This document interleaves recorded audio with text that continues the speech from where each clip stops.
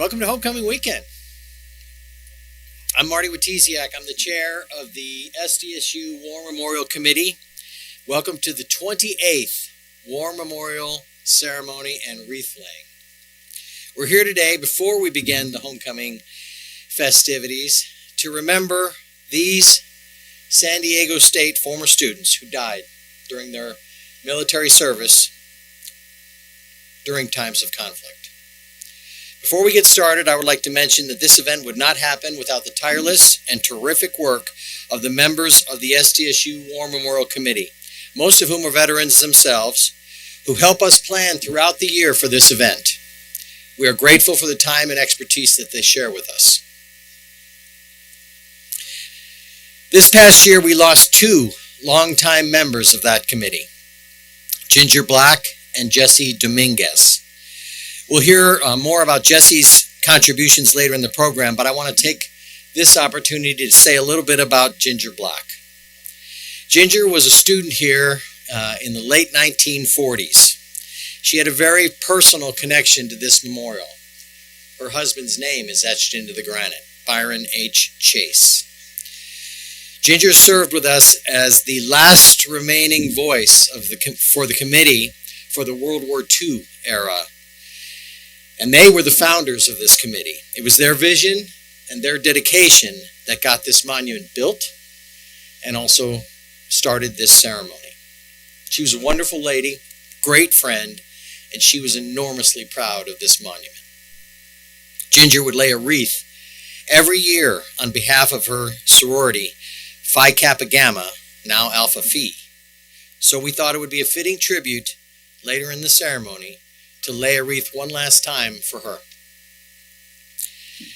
Now, ladies and gentlemen, I invite you all to stand as the SDSU Color Guard presents the colors. Please remain standing for the singing of the national anthem performed by musician third class Alexander Charles and the invocation offered by Reverend Dr. Jim Smith.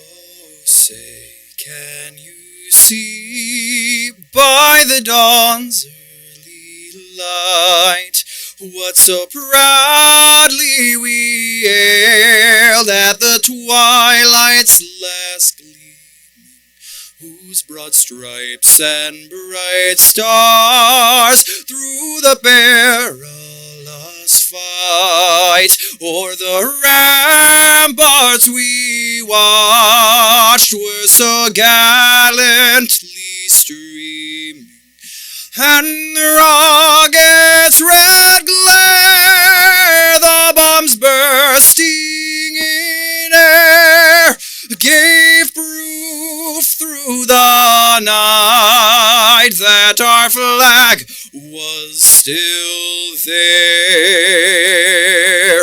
Oh, say does that star-spangled banner yet wave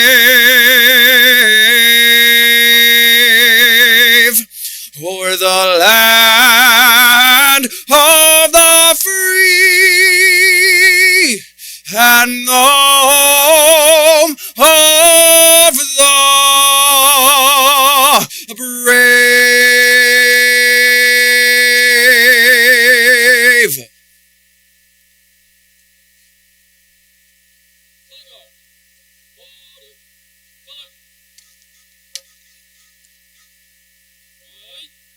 Wait.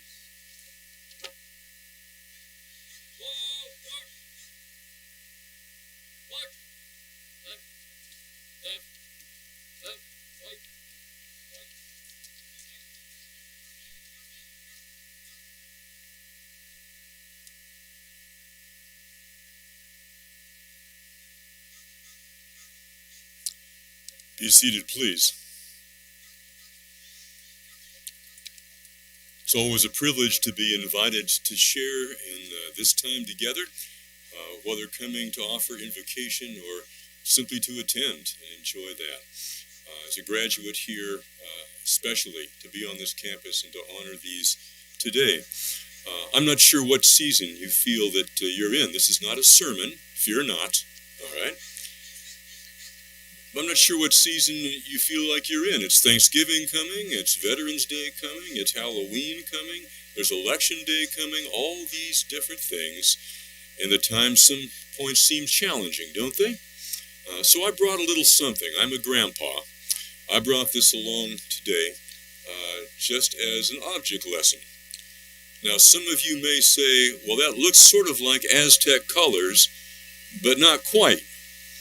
Well, I brought it along today because, yeah, it's a little bit of Aztec color, but it's also the handkerchief that my great-grandfather wore during the Battle of Gettysburg.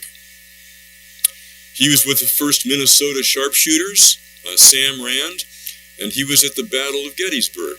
Fought there, came through that battle, and of course, without him, not me. But in any case, I brought this along because this was a keepsake that he conveyed. It was not long after that Mr. Lincoln came to the scene at Gettysburg and gave a remarkable address, memorable for many reasons, but one of them is the phrase, "These dead shall not have died in vain, but there shall be a new birth of liberty." And so even in challenging times, let's keep perspective. Let's remember as we band together and find unique ways to serve together and look up in invocation and other prayer that there is a power that is able to bring us through and to bring us to higher ground. And so with that, let's bow invocation prayer. I have written it as a personal discipline, not because I can't ad-lib, but it's a good discipline, and let's pray together. Gracious God, great Spirit, higher power, loving Shepherd, we confess what you know so well, that our understanding is partial, our motives are often mixed, our performance imperfect. So gathered here, we offer a simple invocation prayer of please and thank you. In this season, God, thank you for many blessings, for the fruitfulness of labors, for the gifts of life and love and beauty. And we especially give thanks for these honored here who are lasting examples of your teaching. Greater love has no one than to lay down their lives for their friends. Thank you for their part in larger victories and their call to us today in this season. And this day we pray your loving embrace for them and for those who miss them. And please, Lord, as our Commander-in-Chief, as Eternal Father strong to save, protect those in air, on land, and sea, today serving to defend America's ideals for the good of us all. Please, in today's challenging times, help us to remember the words of JFK, who once stood on this campus. God's work must truly be our own. So as veterans of life, at our personal duty stations today, may we more deeply and wisely love and serve you and neighbors of all kinds. Yours is the kingdom, power, and glory forever. Amen.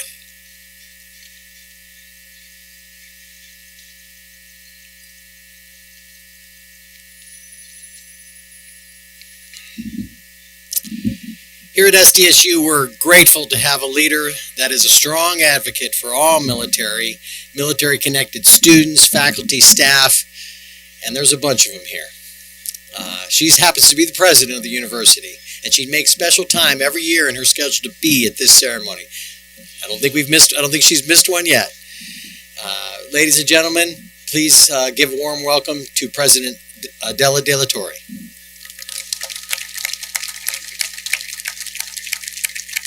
Thank you, Colonel Rochisiak. Good morning and welcome to all who have joined us today for the 28th Annual War Memorial Ceremony at SDSU.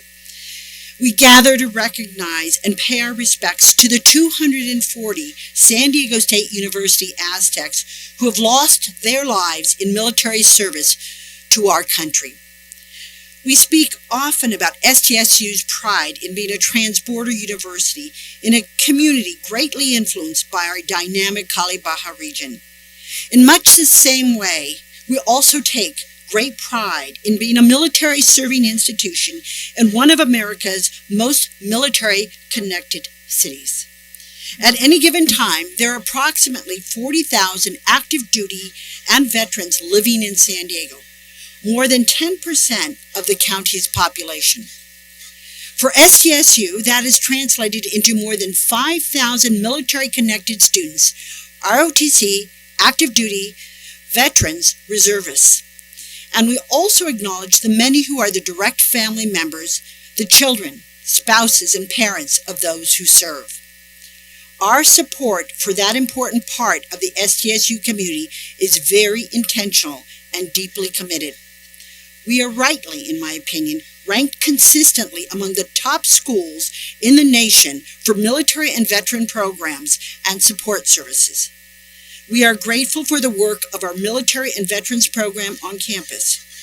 Our Troops to College Committee looks at how best to facilitate enrollment at SDSU and shares best practices for supporting them. Our military ally, Women's Veteran Success and Vet Success on Campus programs drive support of veterans at SDSU, whether they are students, faculty, or staff. And we have academic and career-focused programs like Troops to Engineers. We have gratitude and respect for the sacrifice that those who serve have made and continue to make each day. Today's ceremony is a solemn reminder of how profound that sacrifice can be. With our more than 500,000 living SDSU alumni, we like to say that they are Aztecs for life. For the 240 men and women on the memorial behind me, each of whom was a member of our SDSU community in some way, they are Aztecs for eternity. I firmly believe that SDSU and higher education in general plays a vital role in building global understanding and connections. Education is a tool for diplomacy. We will continue to honor and serve our military-connected community at SDSU, and as we enrich their lives, my hope is that we also further global collaboration and peace. And in that role, my profound hope is that we never forget the 240 names on this memorial, and never need to add another. Thank you for all being here today, and especially to those in our military-connected community. Thank you for your service and sacrifice.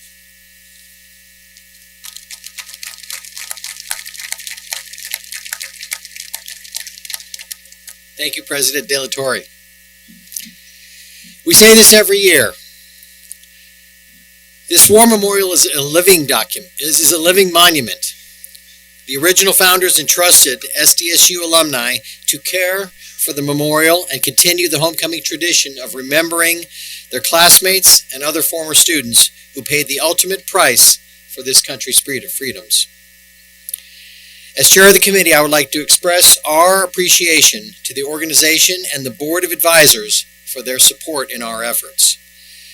Please welcome the Executive Director of SDSU Alumni, Stephanie Dathy.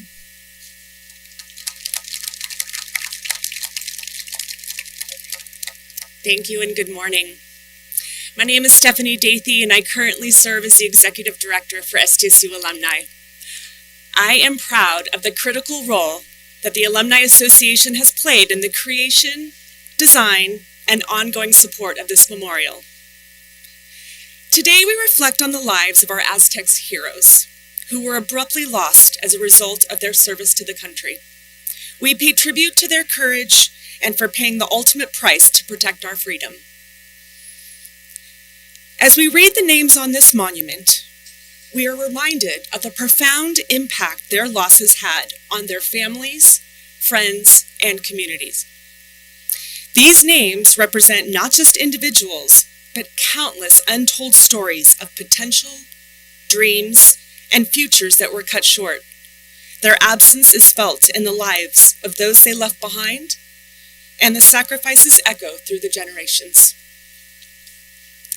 The concept of lives shattered and abruptly ended was what Jesse Dominguez, the War Memorial's designer and beloved SDSU professor of art for more than 25 years, used as inspiration for this memorial. Even the jagged ends of the benches, which were added more recently, echo the same message. As I look up and read the names on the walls, there is a hero that isn't there, nor is he with us here today, and that is War Memorial creator Jesse Dominguez himself.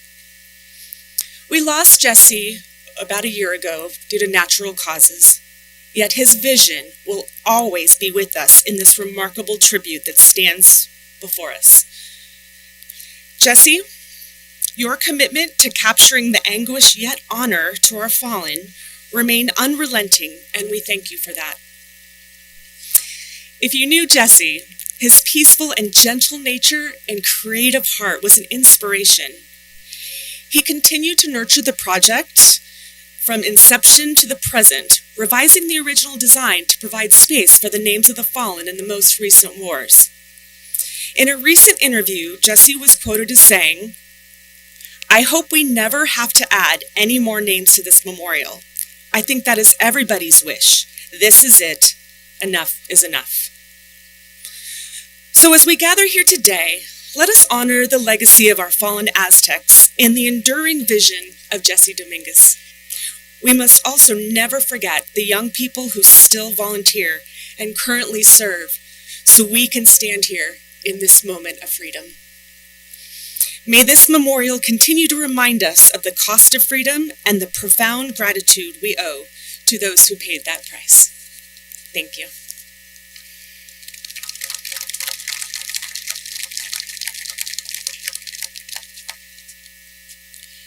Thank you, Stephanie, and especially thanks for the very kind words about Jesse Dominguez. My goodness, what a spirit, and someone that's going to, his art is going to be forever reflected on this campus, and this isn't the only piece. There are about 800 military veterans attending SDSU this semester. Stephanie Carrasquillo, where are you? There you are. Stephanie Carrasquillo is one of them. Among her many campus leadership positions, she is the Community Outreach Coordinator for the Student Veteran Organization. Stephanie served 4 years in the United States Coast Guard before coming to SDSU and is now pursuing a degree in public administration with a leadership minor. Ladies and gentlemen, please welcome Stephanie Carrasquillo.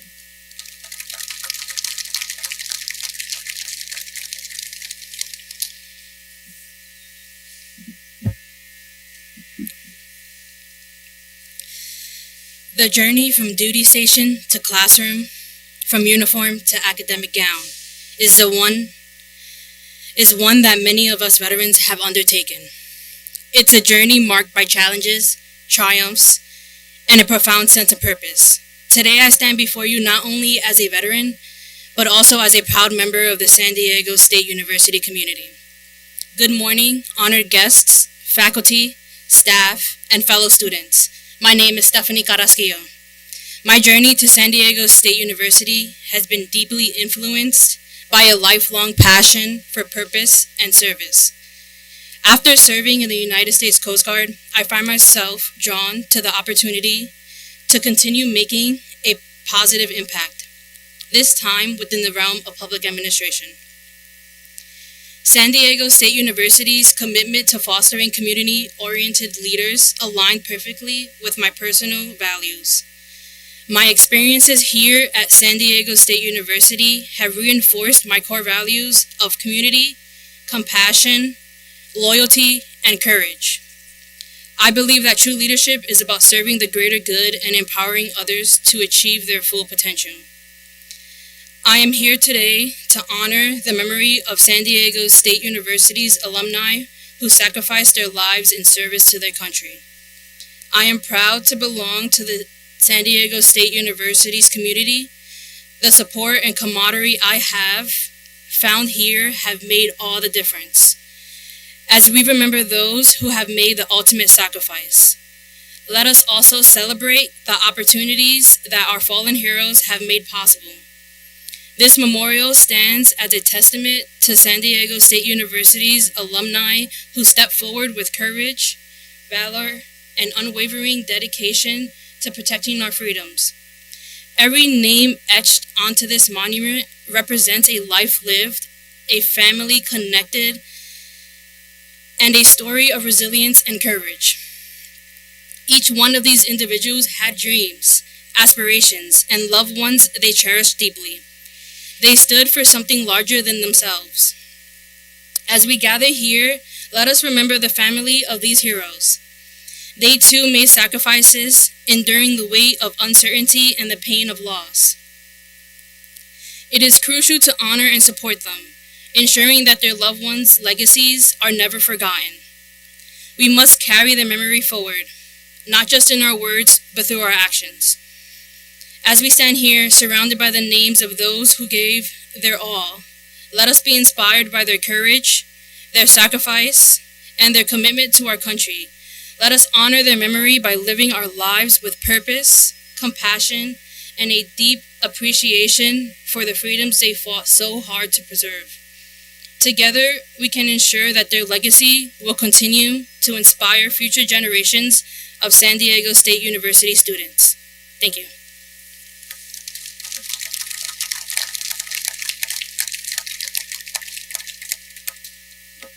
Thanks, Stephanie.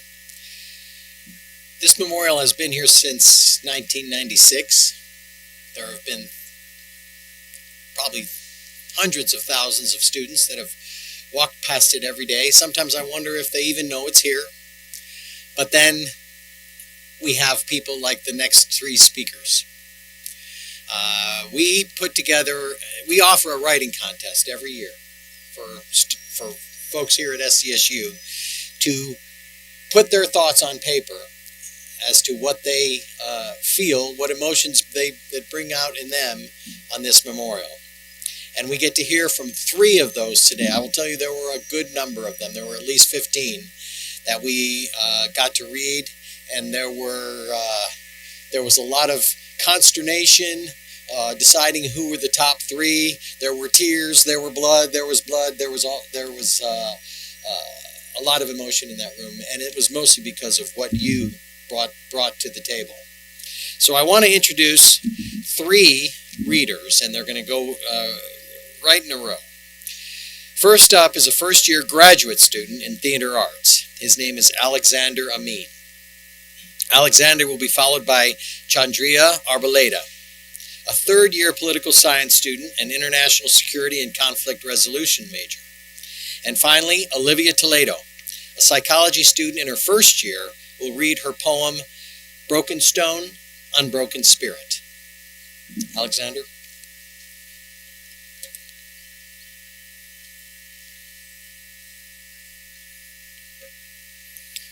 San Diego State University. Educate yourself. At this Institute of Higher Learning, a priority made possible by the heroes etched in granite at this place of privilege and pride. We honor, we gather and honor, and humbly confess that we can do no more. They've already given all. They've already sacrificed all. So we simply remember. This hallowed monument is that honor made manifest, an edifice of granite jutting skyward, stretching heavenward, a beacon to those noble souls who dwell in the great beyond. We honor, we listen and honor, and willfully confess that we can do no more, so we simply remember.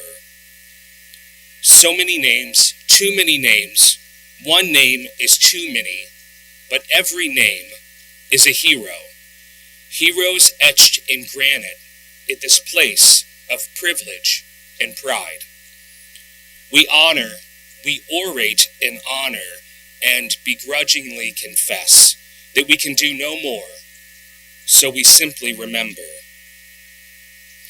240 names, 4 armed conflicts, killed in action, prisoners of war, pilots and privates and petty officers, let us highly resolve that these dead shall not have died in vain.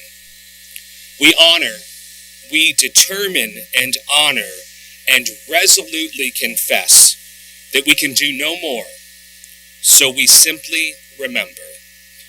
God bless your noble sacrifice. God bless San Diego State University, and God bless the United States of America.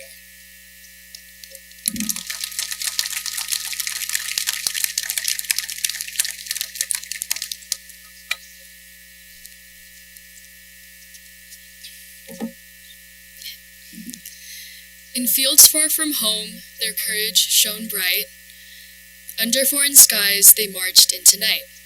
With hearts full of duty and hands clenched in fight, they stood for our freedom, defending the right. Their voices now quiet, their battle long won, they rest in the shadow of each rising sun. Through sacrifice given, our peace was made true, for they gave their all for the red, white, and blue. We honor their names, though time passes by. In silence we whisper our grateful goodbye. For freedom they cherished and paid the high price. They live in our hearts, their legacies bright. Each time students walk past the memorial stone, they feel the brave souls whose spirits have grown. In the quiet they linger, unseen yet so near, their courage still echoing year after year. Through the touch of the wind and the sun's gentle glow, their sacrifice lingers in all that we know. With each passing moment, their courage stands tall, a reminder of those who gave us their all. They were students like me from San Diego State who once walked this campus with purpose and faith. Now, as we honor them in reverence and pride, their memory lives with us right here by our side.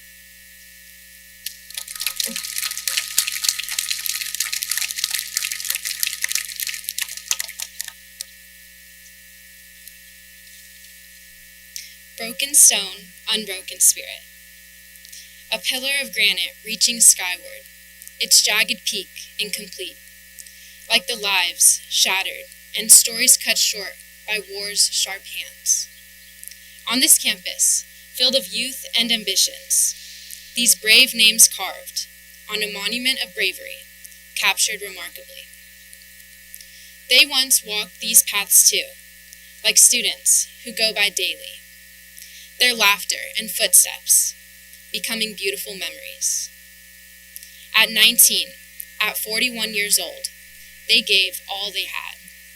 In the fields, grounds, and distant places that we may never see. But for me, you see, this stone speaks louder. My father too walked this road. He too carried the weight of service on his back. He too fought. Though thankfully he returned, the cruel war left its marks, just like these granite marks etched here forever. Their sacrifices still felt in the stillness and silence of this stone. This stone stands tall, even as the sun dips low. It is not only their lives that we remember, it's the stories behind each name, and their hands that once held books and pens, studying on these paths too. But the stone remains standing, still, tall and peaceful, yet captivating, almost as if it is speaking, saying, we were here, we mattered, and we will always matter. Thank you.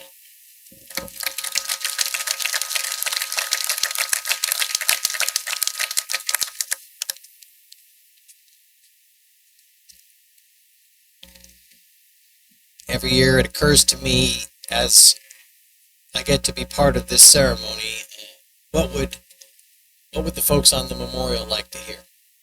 And I think you captured that. So thanks very much. Our punishment for the keynote speaker every year is to follow the student writings. Quite a challenge, but I think our speaker today is up for it. because we're fortunate today to hear from an Aztec who made good. Brigadier General Jeff Valencia, or Spaniard, as he's known in military circles. He's a 1994 graduate of this university and an AFROTC Detachment 75 graduate based here at SDSU.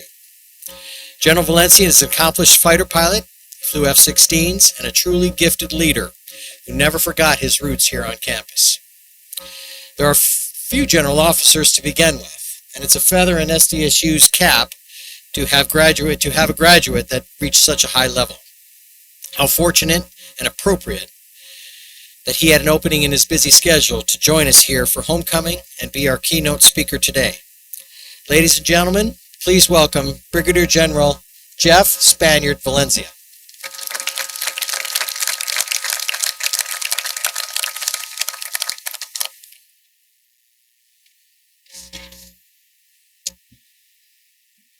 President Torre, Mr. Manning, Marty, of course, thank you.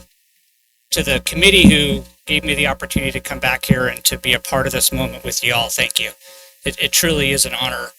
And it's an honor to also be here with my wife, Joanne, who's also a graduate of Detachment 075, and just to come back home. Last year, Professor Datis, an SDSU historian, director for the Center for War and Society, delivered a powerful and compelling speech at this same ceremony. In his comments, Dr. Datis charged each of us to honor the legacy of those that have fallen in the defense of our nation by challenging us to thank a veteran and honor their legacy by committing to be an American worth fighting for, to be a country worth defending. Today, I want to build on Dr. Datis' message by adding to his challenge to not only be a country worth defending, but also be a nation where war is unlikely, to be a nation where we don't add a name on this monument. Let me explain. Nearly 2,500 years ago, Thucydides captured a conversation between the Athenians and Melians during the Peloponnesian War, in which the Athenians plainly asserted to the militarily inferior Melians that the strong do what they can and the weak suffer what they must. In this exchange, known as the Melian dialogue, the Melians attempted to counter the Athens threat of invasion as a mistake that will subject Athens to the judgment of the world based on what is believed to be fair and right. In a surprising retort, Athens pointed out right only exists amongst equals. A sentiment reflected by Thomas Hobbes and Hobbesian theory, and frankly, we're watching it play out in current events today. From our lesson from history is simply this: power disparities increase the likelihood of war. And if our goal is to make war unlikely, then we need to be stronger than our fiercest competitor. To be that strong, we need to know where we get our strength.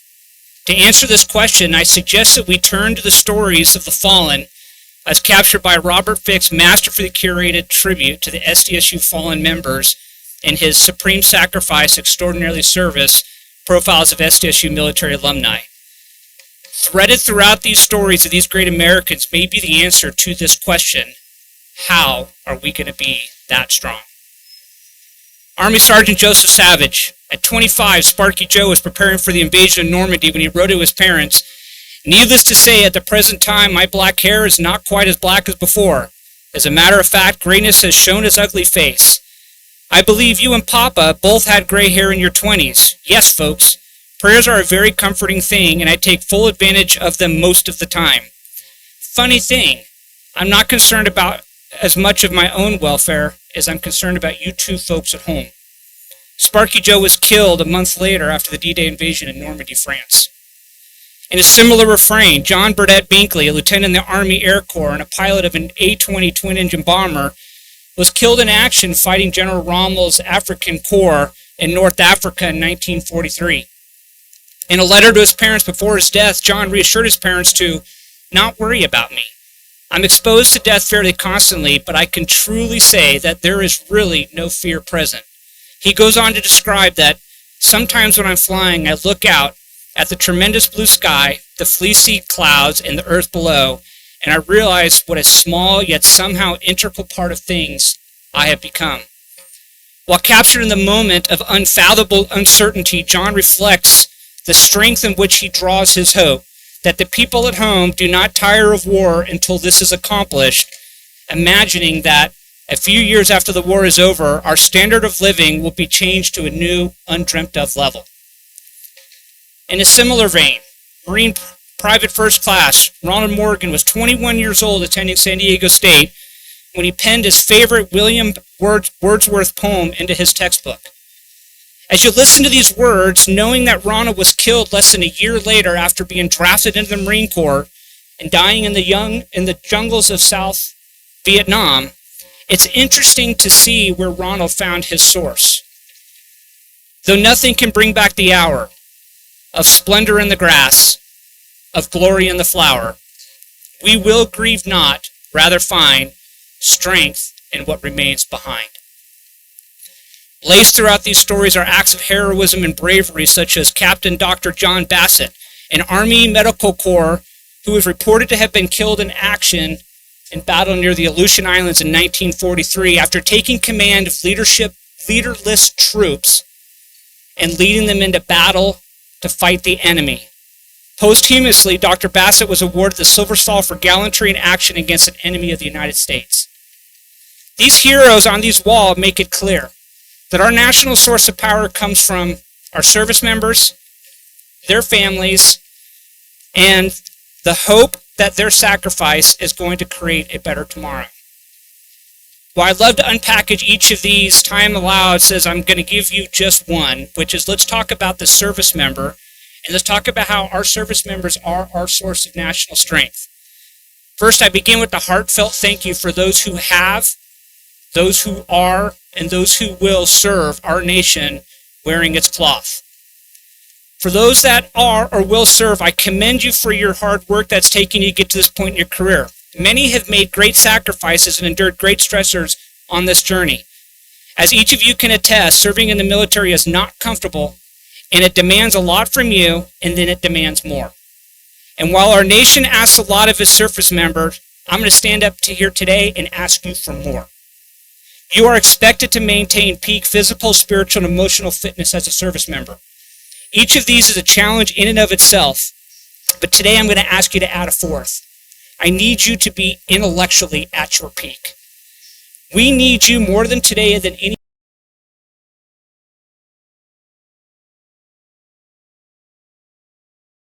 Sir,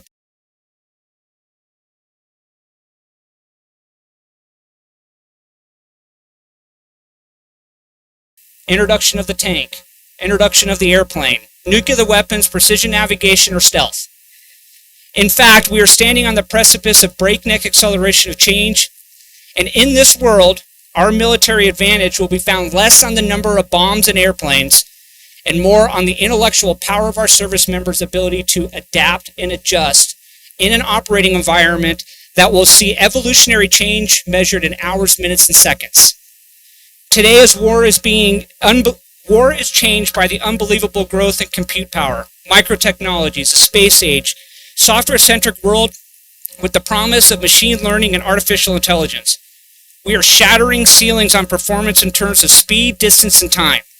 Where in the past a conflict may take months to prepare and weeks to execute, we are seeing conflicts resolved in the blink of an eye or the flash of a cursor. Along the way, the definition of victory is continuously being rewritten. I will assert that the wars of today, captured in the history books of tomorrow, will look nothing like the wars in the history books of yesterday. The magnitude of this change cannot be overstated. To remain strong, we are increasingly dependent on service members with fresh minds and bold leadership, able to recognize and exploit narrow opportunities. Service members able to see beyond the impossible to create the unimaginable. But I warn you, this sort of change is hard. Consider a cautionary tale by the study of Marshal Tchaikovsky, a highly successful Russian armor officer coming out of World War I. During the interwar years, Tchaikovsky long advocated for a change in the ground warfare tactics as he saw the potential revolution with the advancing technologies of the tank. He argued for Russians to transition from their longly held preference for a broad front line to adapt a deep battle approach. Largely rejected by his peers and his superiors, Tchaikovsky was executed by Stalin in 1937, 2 years before the world was paralyzed by a new German land tactic, the Blitzkrieg. To our current and future service members, become a student for how to implement change. What has and has not worked, and why. For example, why is it that the French thought the Maginot Line would protect them against advancing Germany, and during that same interwar period, some young officers sitting in Maxwell Air Force Base thought of an inventive new way to use the airplane, and born from it was strategic bombing? How is it that Germany entered World War II with leap-ahead technologies such as rockets, jet engines, and radar, yet still lost the war? We need to study and learn from these lessons if we're to counter the rise of China, the belligerence of Russia, or the recklessness of North Korea. I'm charging you to commit to become a student of the classics while also a student of the new. You must understand the difference between Clausewitz and Sun Tzu, Duhé and Sessler, Mahan and Corbett. You should read the Bible, the Quran, the Torah, the Bhagavad Gita. You should read Machiavelli for what he teaches about leading organizations through change, or Robert Pape's Bombing to Win to understand the 4 mechanisms of warfare: denial, punishment, risk, and decapitation. You need to read Walzer, Just and Unjust War. You need to know the difference between jus ad bellum and jus in bello. Once you do, you will look at the Israeli-Palestinian war very differently. Study the Pentomic Division, Air-Land Battle, Air-Sea Battle, Joint All-Domain Command and Control. Read Chip Wars and the Phoenix Project. Become a voracious consumer of knowledge, as you are the single most influential source of national power on and off the battlefield. If this sounds overwhelming, good, it is. But if not you, then who? For our veterans, your power shifts from focusing on the battlefield to focusing on informing the national discourse on when and where we direct our military forces. You should be calculated in this discourse, informed by your experience and your expertise. Avoid the pitfalls of uninformed opinions and emotion. As I reflect on the public discourse over this last year, it has been difficult to watch. However, take solace in knowing that what we observe is a timeless problem. While debating the merits of war between the Romans and Macedonians in 168 BC, the time of a direct republic, Consul Lucius Aemilius stood in the open Senate of the time and made an open solicitation for advice on insight in the decision before the Roman Republic.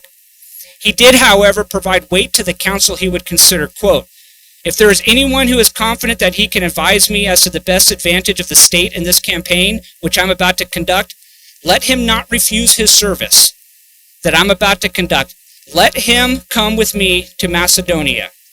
If anyone's reluctant to do this and prefers the leisure of the city to the hardships of campaigning, let him not steer the ship from the shore." If you don't raise your voice above the din, our national leaders will undoubtedly make ill-formed decisions on how to use our military power. They need to be informed by those with the experience and expertise. If not you, then who? The strength of our nation largely rests in the hands of our service members, past, present, and future. To all our service members, I leave you simply with this. The names this monument represents, the loss of our nation's finest to protect our way of life, which allow us on this day to freely and openly celebrate those who paid the ultimate price. As we look back, we do so with gratitude. As we look forward, we must do so with an air of caution, as there is nothing about our freedom that is assured. Rather, it depends on whether we choose as a nation to be the Malians or to be the Athenians. I advocate to be an Athenian, and I advocate for the best way to ensure we avoid war, to honor those on this monument, their service and legacy, so that we are not only a nation worth defending, but we're a nation where war is unlikely. Thank you.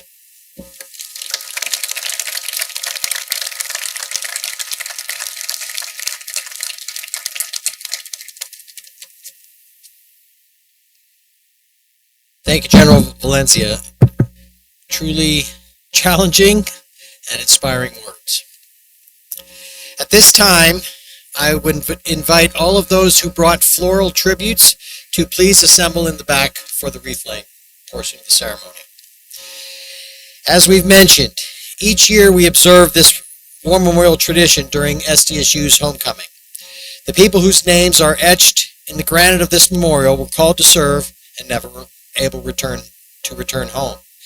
So as alumni return to campus for the excitement of homecoming festivities and to reunite with friends, we display our gratitude to these men and women by keeping them in our thoughts and in our prayers.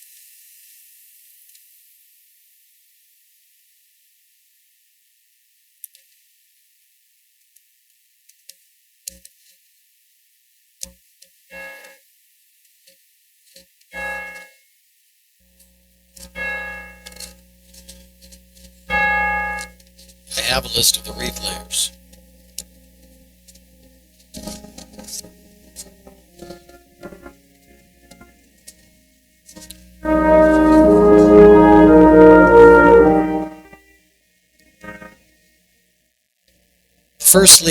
The first wreath will be laid on behalf of SDSU alumni and Jesse Dominguez. It will be laid by Major Leanne Babcock.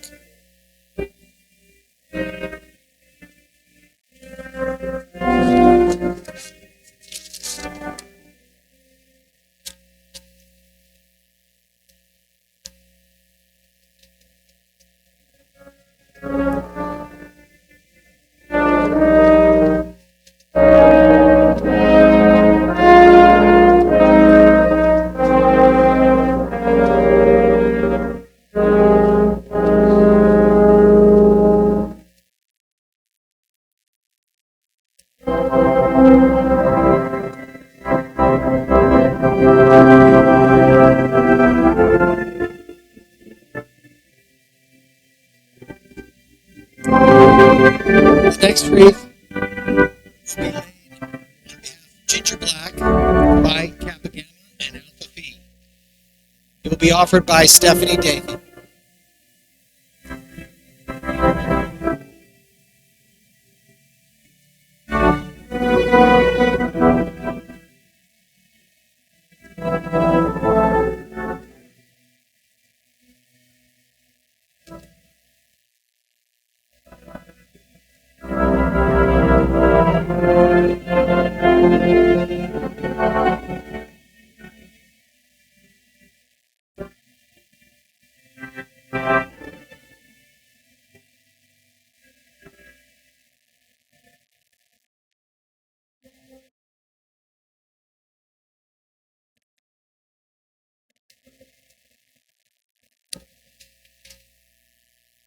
The next wreath will be laid in honor of military and veterans programs here at SDSU.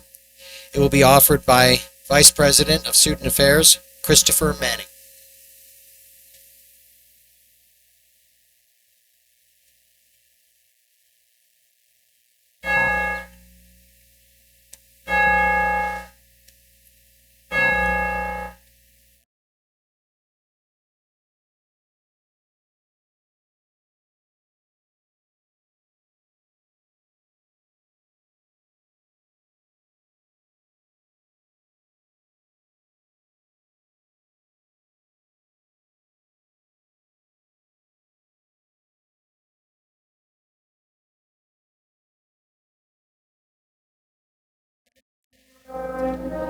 We have a floral tribute that was brought by Isaac Mono.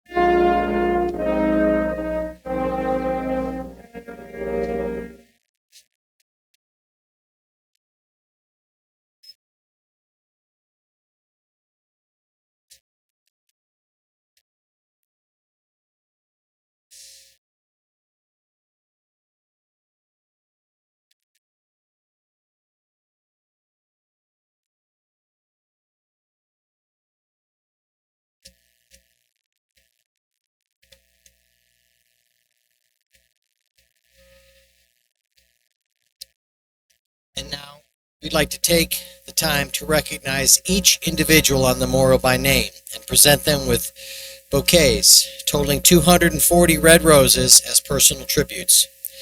At the conclusion of the name reading, please stand and remain silent as taps is performed by musician first class Ian Wheeler from the Navy Band Southwest. The names will be read by the Student Veteran Organization here on campus.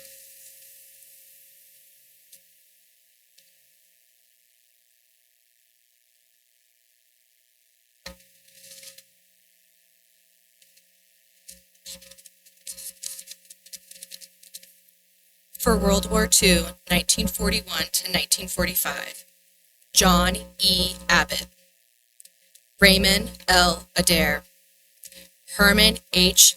Andelson, Robert M. Albert, James N. Almos, Martin F. Anderson, Thomas Ariano, Jr., Roger W. Armbruster, Richard D. Abert, Alan R. Bailey, William E. Baldwin, Joe M. Barkley, John W. Bassett, William C. Batchelor, John I. Beck, Claire V. Birtle, Jack N. Berg, J. Burdett Blinkley, John W. Borum, Frank S. Bastet, Forrest P. Brown, Maxton Brown, Warren W. Brown, Richard W. Birch, Jack Burgess, Bruce Van Berserk, John C. Butler, Raul Cayo, Wesley E. Carter, Dennis R. Chamberlain, Gordon C. Chamberlain, Richard R. Clark, Richard Wilson Clark, Winston Clark, Robert W. Cochran, Thomas H. Cozen, Harold D. Curry, George R. Dahl, Thomas J. Davies, Edward B. Davis, Sherman Denny, Charles Dowell, Leslie W. Duvall, Wesley P. Eby, Howard J. Ingle, Clifford G. Erdman, George R. Ewing.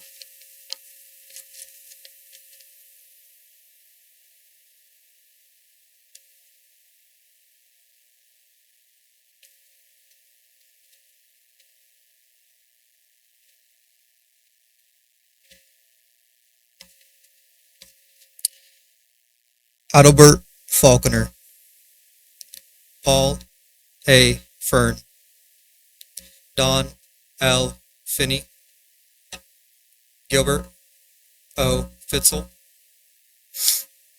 Howard Flisran, John J. Frazier, Claude Frickson, Jack Frost, Robert M. Fuller, Lyman J. Gage, Joseph N. Gates, Clinton B. Gaddy, Al Godel, William S. Goodchild, Robert Daniel Graham, Robert A. Griffith, Frank J. Gosti, Stanley D. Gue, George E. Hammond, Warren E. Hand, James C. Harden, William S. Hardshaw, Mason Harris,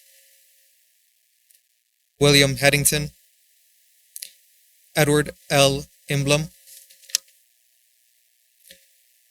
Douglas A. Jacks, Kenneth L. Johnson, Paul W. Johnston, Charles P. Jones, Richard F. Cates, Arthur J. Kelly, James D. Coaster, Paul Kramer, Robert J. Landis, Wendell E. Langford, James G. Leonard, Alan F. Levine, Jack Maeda, Howard E. McBride, Lyle G. McLaughlin, John B. McGrew, George R. Moore, Francis H. Moore, Ray E. Moore, Kenneth B. Moyer, Raymond W. Mueller, Russell Newberry, John E. Nolan, Frank D. Oliver, Donald C. Owen.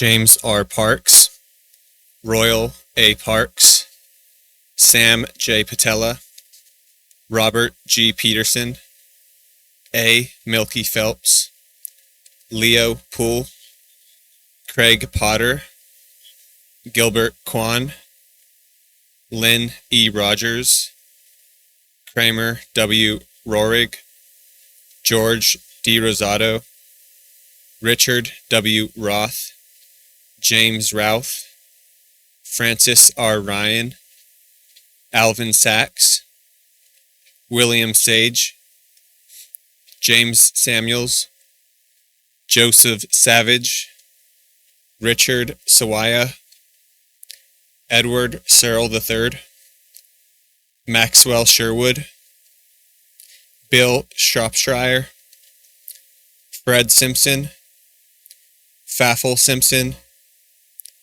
Paul Siriton, Thomas A. Skinner, Curry Smith, Frederick Smith, Robert Smith, Samuel Spade, John Stevenson, Victor Talbot, William Taylor, Ross Tenney, Clarence Terry, Alan Thomas, Jerry Thomas, Walter Tkinner, Parker Totten, Thomas Traylor, Frank Verdusco, John Vo, Peter Voles, Russell Wahlberg, Mark Wangness, Donald Weber, Lawrence Warner, Clarence White, Clee Williams.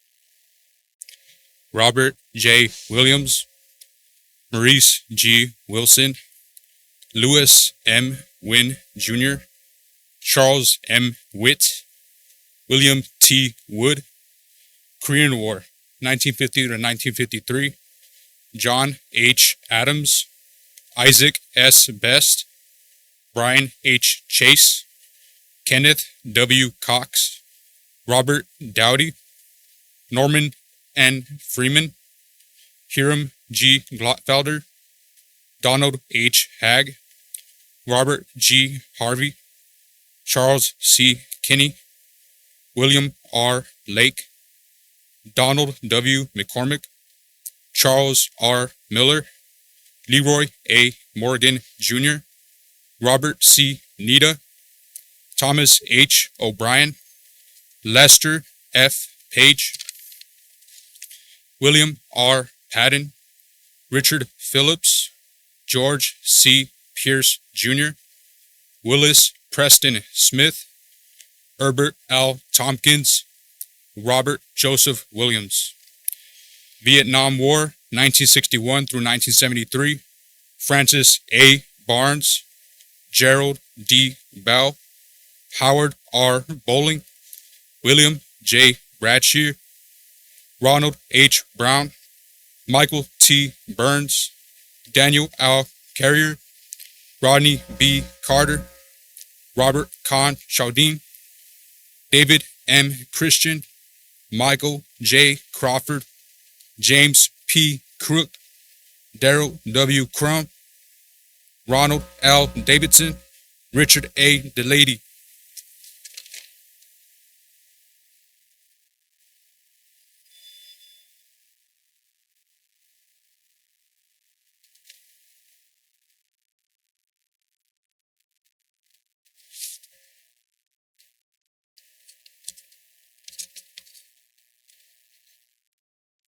Thomas F. Durbin, Lauren E. Engstrom, John L. Flynn, Robert M. Foley, Ralph E. Folks Jr., Peter W. Gilmore, Larry Hemmer, Henry Hudson Jr., Dennis A. Jenkins, Stephen D. Joyner, Frederick M. Cash, Robert V. Kurlick, Kenneth J. Lamberton, James F. Lang, John J. Lewandowski, Victor W. Liu, John P. Markin Jr., Jeffrey L. Martin, James E. Mitchell Jr., Ronald E. Morgan, Maurice C. Morrell, William C. Neisel, Charles L. Parker Jr., George W. Pearson Jr., Walter J. Peters, Terry W. Ratcliffe, Eugene L. Rathman, Gerald R. Roberts, Robert W. Romero, David J. Rose, Paul W. Rose, Gerald M. Rumble III, Richard L. Russell, Charles J. Schaff, John W. Tunnell, John A. Vaught, William E. Walters, George W. Ward, Ulyss N. B. Wilkes Jr., Gene T. Wright, for Afghanistan, Iraq, 2001 through 2021, Matthew G. Axelson, Florence Bakong Choi, Jason W. Davis, Christian J. Hescock, Oscar A. Jimenez, Andrew D. Lamont, Justin L. O'Donoghue, Jason J. Painter, Thomas E. Retzer. This concludes the reading of the names.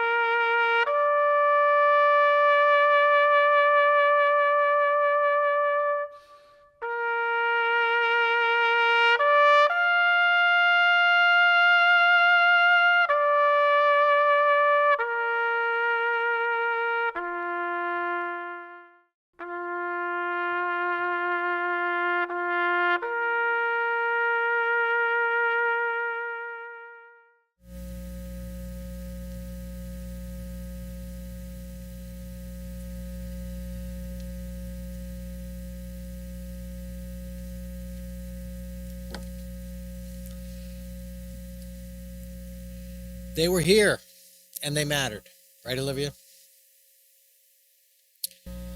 This concludes our ceremony, ladies and gentlemen.